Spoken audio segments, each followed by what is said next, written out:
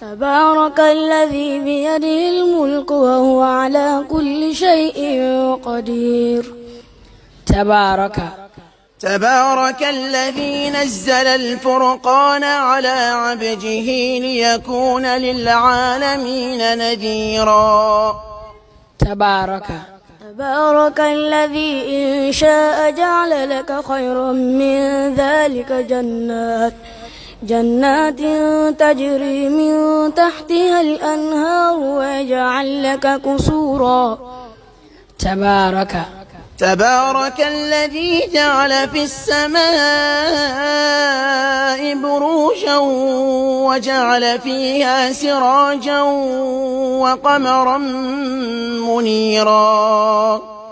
تبارك اسم ربك ذي الجلال والإكرام. وتبارك الذي له ملك السماوات والأرض وما بينهما وعنده علم الساعة وإليه ترجعون. إن ربكم الله الذي خلق السماوات والأرض في 6 أيام ثم استوى على العرش يغشي الليل النهار يطلبه حسيسا والشمس والقمر والنجوم مسخرات بأمره ألا له الخلق والأمر تبارك الله رب العالمين.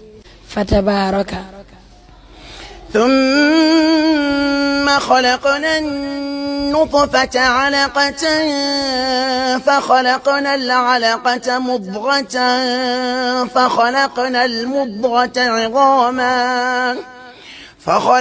المضغة عظاما فكسونا العظام لحما ثم أنشأناه خلقا آخر فتبارك الله أحسن الخالقين.